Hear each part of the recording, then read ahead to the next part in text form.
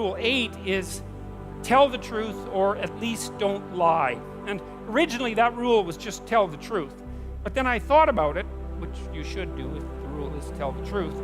And I thought, no, you better be careful about putting forward a rule like that, because to tell the truth implies that you know the truth. And you don't know the truth because you're too ignorant to know the truth. Like, you don't know the truth about anything fully, right? If you push your knowledge out far enough, if I ask you why about something you're doing enough times, it's usually only 3 or 4 times, by the way, you're out of answers, you don't know. And same generally if I ask you how something works. Like, how does a helicopter work? Well, the little whirly things spin and, I don't know, this thing like rock-like entity rises into the air. It's really, that's a pretty sad explanation.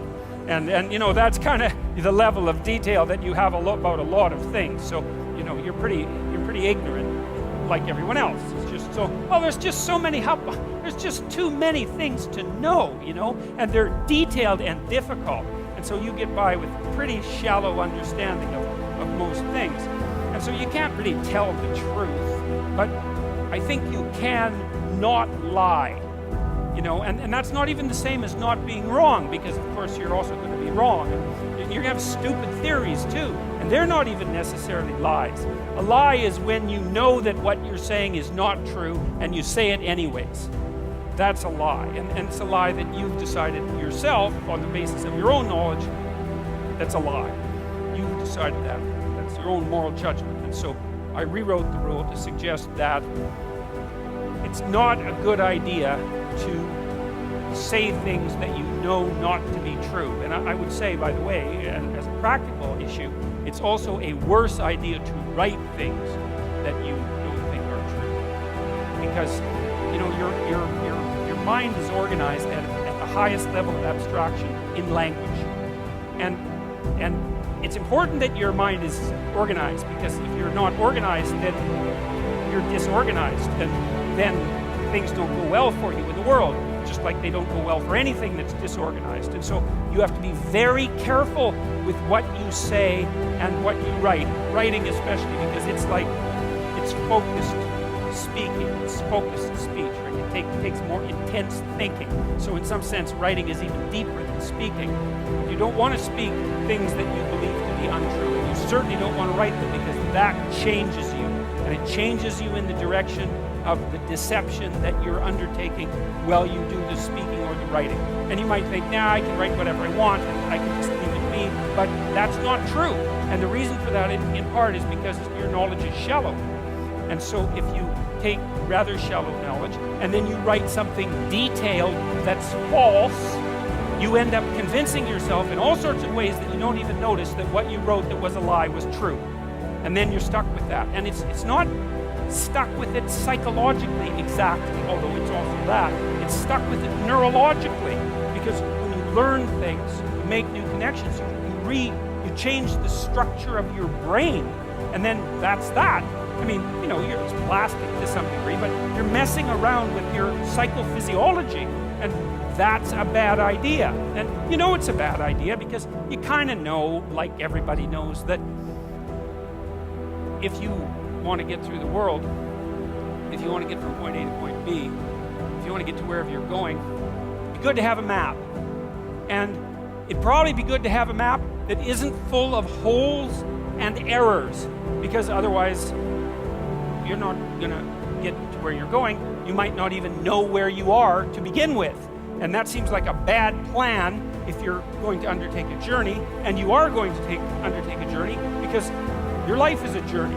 So pathologize your speech, then you pathologize the systems that guide you, and then that relates back to Rule 7, which is, well, you have an instinct for meaning, let's say, and it can guide you, and you need it. And then if you pathologize it by introducing material that you know to be untrue, then you distort and warp and pathologize the very structure, the very feeling that you need to place yourself firmly in the world. And then you can't rely on yourself. And this is a very bad idea, because You need to rely on yourself, especially in situations of crisis, when you have difficult decisions to make. And it's like, well, it's not obvious whether I should go right or whether I should go left, right? Because there's a lot riding on both decisions, and so you're sweating it out. Or maybe you have 3 or 4 decisions to make at the same time. It's like, you can talk to your friends and all that, but you're the guy in the final analysis, man. It comes down to you. And if you can't trust yourself because you filled yourself up with nonsense, then you'll make the wrong decision, and then, hey, maybe you'll pay for it for the rest of your life. And maybe you'll deserve to as well. And so it's very, you hear now and then university students say, undergraduates, they say, well, I just write what the professor wants to hear, and then I get a good grade. It's like, first of all, most professors aren't that corrupt. There are corrupt professors, but most of them are not that corrupt. You have to be pretty damn corrupt before you go that far, before a student will hand you something that's well crafted and well thought through, and you'll actually punish them for it. You've gone way off the malevolent end of the academic spectrum when you do that. Now, maybe you're a bit biased and you'll give them a B+ instead of an A, and it's not like that's particularly forgivable, but it's not a catastrophe. So I think it's a bit cynical on the part of the undergraduates, usually. But more importantly, it's like, what are you going to do? You're going to do your whole 4-year degree, and all you're going to do is write what you think your professors want to hear, and you think you're going to come out educated? You think you're going to come out the person you were when you went in? It's like, no, you're not, because you've rewritten a different self, and you've practiced deceit with regards to your highest moral faculty, right? Your capacity for articulated speech. You've practiced that for 4 years. And so then definitely when you come out, you're way worse than you were when you went in. And that's not education. That's the antithesis of education. Better not to be there. Better to lay bricks, right? And I have nothing, by the way, against bricklayers. Way to be bricklayers as far as I'm concerned. But at least they can lay a straight brick wall and it will stand up, and there's something honest and solid about that. Much better that than to go and produce written material that your soul isn't in. That's what the damn education system is for, insofar as it's not, there to train you professionally. It's to develop you psychologically and spiritually, and to turn you into a citizen, into a competent human being. You compromise that because of expediency, an excuse usually. It's a very bad idea. I would highly recommend against never doing it. And I would say the same thing at work, whenever. It's very psychologically dangerous to say things you know not to be true. So, and in part it is because it warps that instinct for meaning.